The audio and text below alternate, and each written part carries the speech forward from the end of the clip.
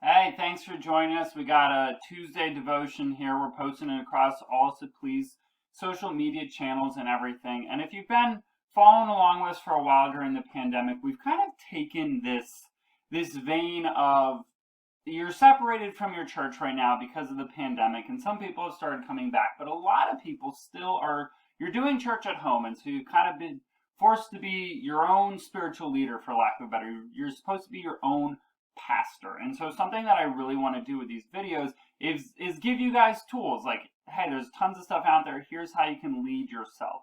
And so we did this one on the book of Numbers, and it was like, hey, why even bother and deal with the book of Numbers? And so we're going to start one now on Galatians. So really cool resource. There's this website, Crossway. They have a why study any book of the Bible series, but the Galatians one is really good. It splits into 3 parts. And I just want to give credit. This article is written by Jeff Ziegler. And so that's whose material we're working with and we are going to be interacting with today. And like I said, so he splits his Galatians, kind of why deal with it, into 3 parts. So we're going to split it into 3 parts. And I want to go really quick with our whiteboard and show you why we chose Galatians. And it's his opening 2 paragraphs. And in other videos, I like to take people's stuff and paraphrase and talk on it and all that kind of stuff. This is so good. I hope this isn't plagiarism, but I have to read this verbatim because it is so well written and it is so the Christian experience that I think I am dealing with and that everyone is dealing with, and it's why I chose it. And so it's this section, it's called, I was trying to underline, it's called Practical Atheism. And let's try that again. Let's go for the underline. The overline. So practical atheism. And he says, perhaps you've had a day like this. The alarm wakes up and soon after, you groggily reach for your smartphone to check on your schedule and see if you have any emails. A flurry of activity begins, showering and getting dressed, making sure the kids catch the bus, having a quick bite to eat, and then the workday. And he goes on to say, some 16 hours later, as your head hits the pillow, you feel a wave of shame as it occurs to you that not once in the entire day did you even think about God, let alone pray for him. For all intents and purposes, you spent this day as a practical atheist. Oh my gosh, I didn't realize I was cooking. And that sentence, that at the end, is what we're doing here, right? Not once in the entire day did you even think about God. And that's so relatable. I think if chances are if you're watching this, I don't want to overgeneralize, but if you're watching a church's social media, you have some interest in faith, you have some interest in Christianity, right?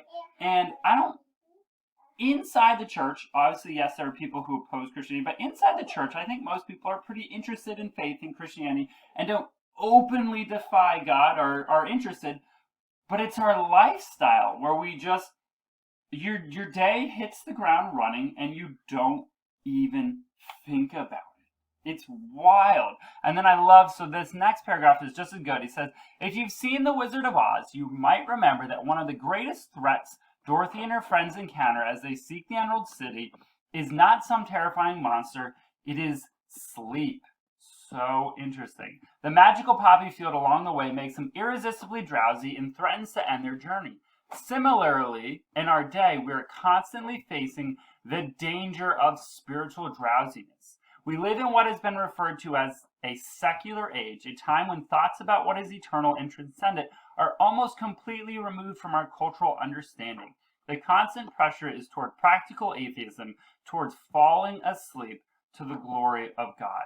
All of this is amazing, and this is why we're going to take on these 3 parts of Galatians, because again, in my own life, I know plenty of believers, plenty of non-believers.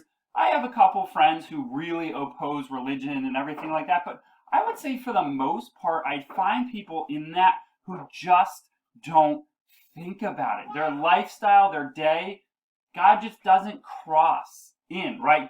Our lifestyles are what is opposing Christianity. No matter what our head wants or our heart wants, when we get up and we hit that breakneck speed, that idol of busyness, we just don't have time.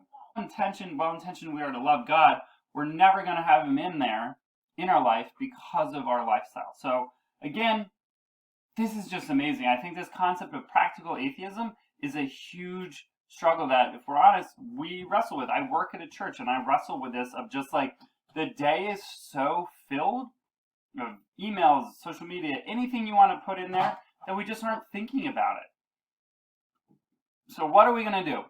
Well, our guy here, Jeff, he seems to think, and I love it, I want to walk through this with him, that the solution is Galatians. So we've talked about this practical atheism that we're up against.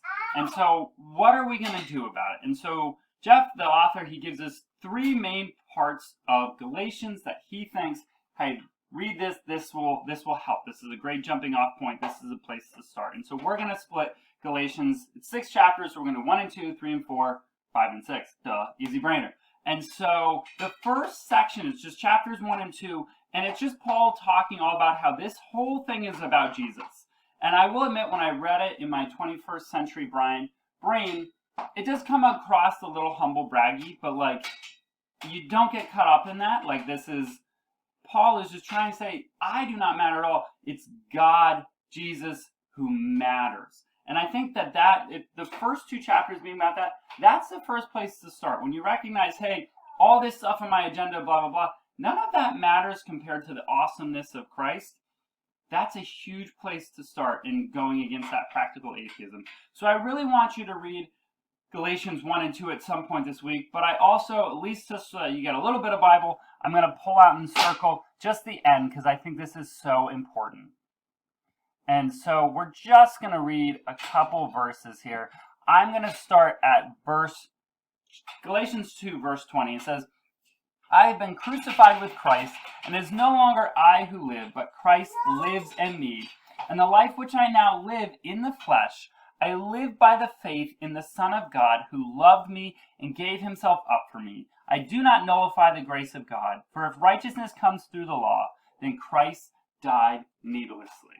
So again, he's just pouring out reasons of like, hey, I am here, but it's no longer me living. It is Christ living. And so if we're trying to think like this practical atheism, where just our lifestyle is keeping us away from God, this is what Paul gives us back. He says, hey, live in so a way that your very life, it is not you living, but Christ living in you. And that's a very radical thing to take on. So reflect on that, process that week, and then read Galatians 1 and 2, and then come back and join us next Tuesday so we can talk about 3 and 4.